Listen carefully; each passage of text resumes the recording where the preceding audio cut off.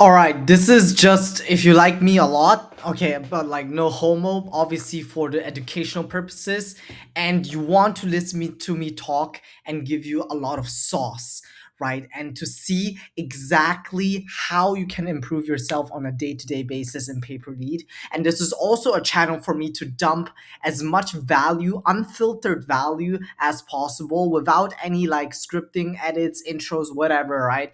Just pure raw fucking format value that you get from building a paper lead business. And with that said, let's dive straight into it because today we're gonna just talk about a COVID-19 case study, right? Because essentially in paper lead, what it is you're taking a skill set which is basically running ads, media buying, and generating customer opportunities, whether that's on Instagram, YouTube, Google, Reddit, Snapchat, fucking Quora, right? Any platform with a large user base, you can generate leads off. I see even people do it on Facebook Marketplace, which is a high level sauce tactic. We can dive into that later. But specifically, right, since COVID 19, the case study has been that due to very large happenings in the world, right? Industries fucking shifted, and so did the paper lead verticals that actually print fucking money. Now, specifically, the ones that really do print, right, was home improvement because people were getting checks and sitting at home. They didn't know what to do with the money and they just decided to upgrade it into their home, right? To just make sure that their home has a higher value, which is super valid. And that's what you essentially do if you have nothing to do and sit at home all day long, right?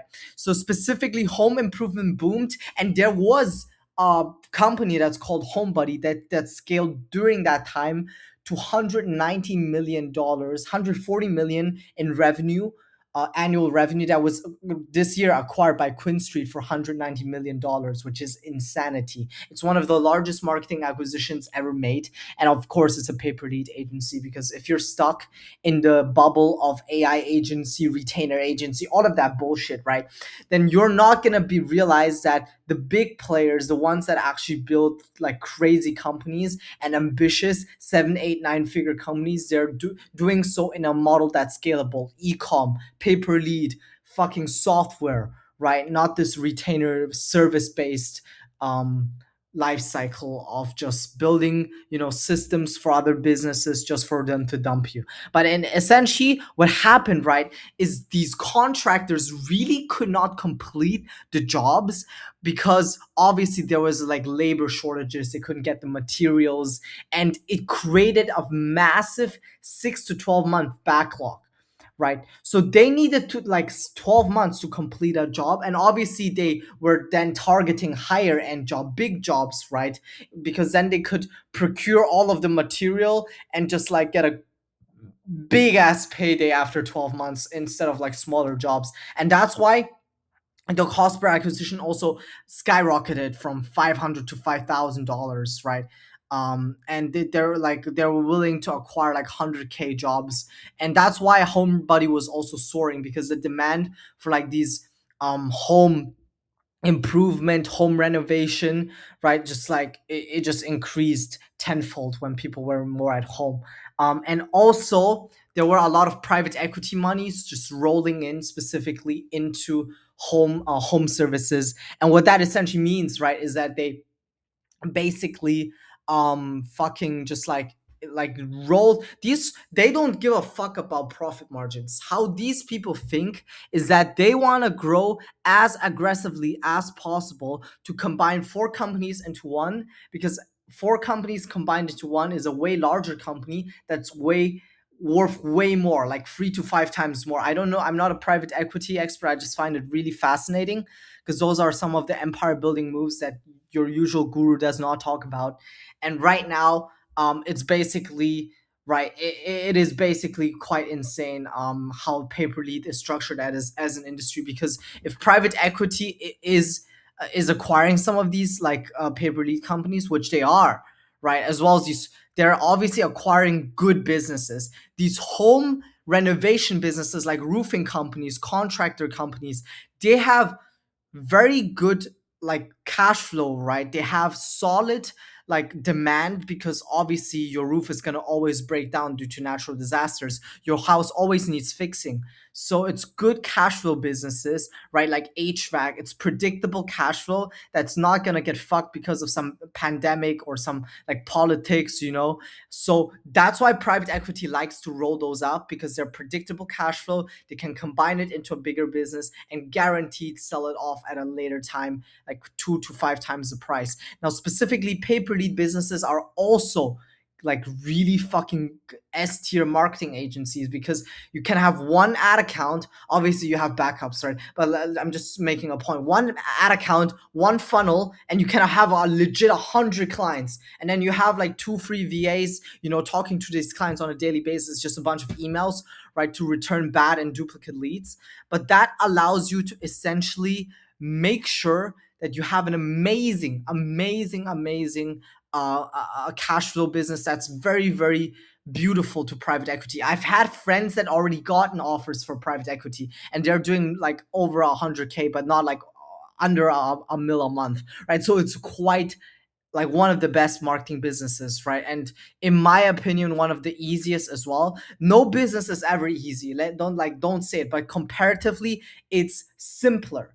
The problems are different. They're like depending on the person also difficult, but it's a simpler business, because as opposed to fucking ecom and other businesses, right? You just sell data. You sell first name, last name, a phone number, and fucking email address, some other information, right? So it's a cleaner business, and it's a business model that's proven to work, because obviously most of the, you know, acquisitions were made specifically in pay per lead.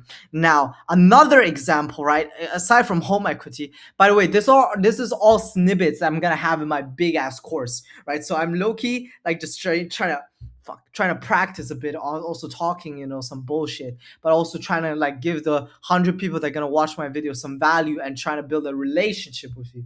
You feel me? And I also really need to talk, because low key, you know, I have a roommate, but he's legit out there banging girls, and I'm like stuck to my screen and just fucking, you know, doing what paper lead. But anyways, let's get back to the sauce. And specifically in debt settlement, right? How it's basically a scam industry. Coffeezilla actually made a beautiful video breaking it down. It's like this guy is like the goat in exposing scams, and it's a $10 billion industry where it's like selling basically the fear of people who are in debt, right? Because they think this debt relief program is going to help them, right? Like obviously achieve like pay back their debt sooner and at a lower cost, but it's proven to be actually the same, or even not more, even more, according to Coffeezilla. So it's basically it's almost a scam industry. But for pay per lead, right, it was amazing, because the offer was like, hey, I can get your debt, right, liquidated faster and at a lower cost. It's a no-brainer offer, and all you have to pay me is like $200 a month, something like that, right? So how it works specifically is that these big ass companies, they had like incredibly, you know, like Wolf of Wall Street call center people. And basically, these lead gen companies would send leads or sell leads to them, either in the form of web forms, which is first name, last name, email, and phone, or they would transfer a call. In a call, basically, you have a call funnel, right? So you click on the call funnel, and it's basically like a quiz funnel, right? But then at the end, after the prospect gets qualified, if you don't know what any of that means because you're a beginner, don't worry about it, right? Just some big boy words, but I can guarantee you it's not that difficult to understand, and you can actually just check it out yourself on my main channel. I need to keep that shit like higher quality, I've realized. So like me just dumping all my brain stuff on here. And specifically the thing is that they were buying like a thousand leads a day. So like you have one client and legit generate like $1 million profits per year with one client, which is incredible.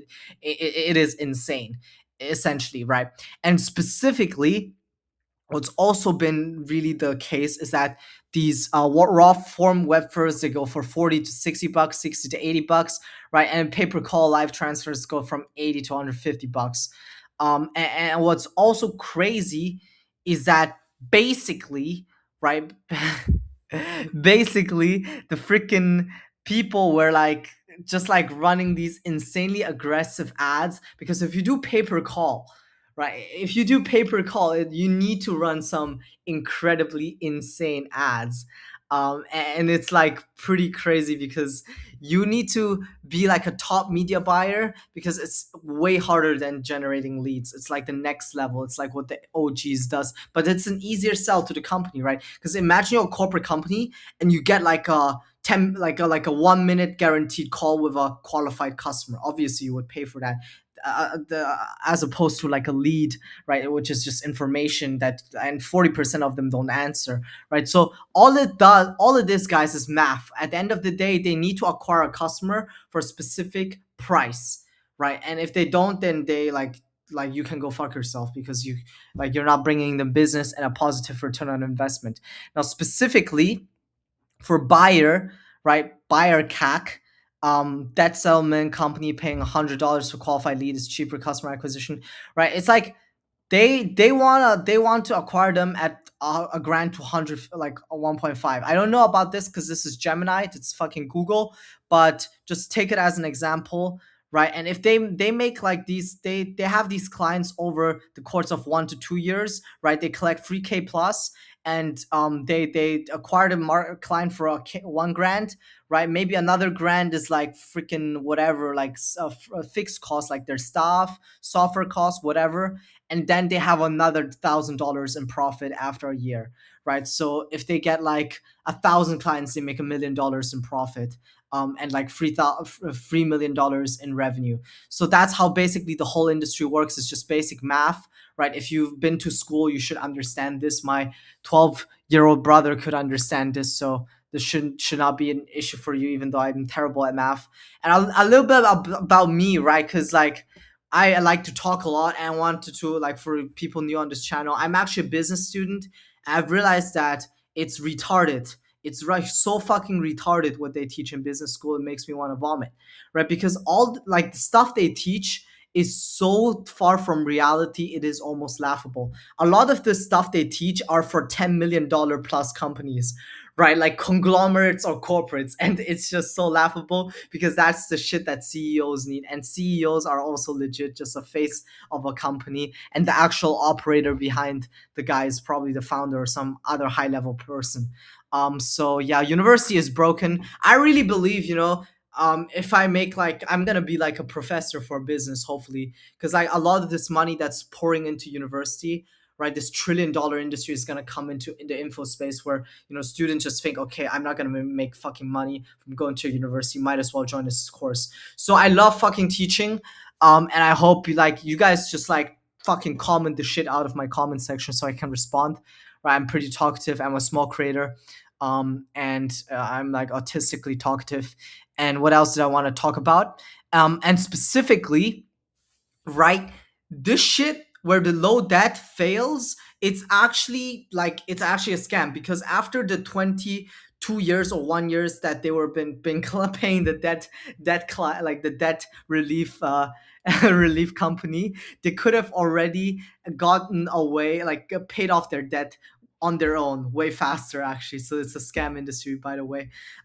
So I hope this was a bit helpful going into this case study, to basically give you guys some reinforcement on the topic, right? I have like a 5-hour course coming out. I'm also doing this just practice a bit for myself and dump some value into the oblivion. But I hope you guys enjoyed it, and text me on Instagram or Telegram if you need anything.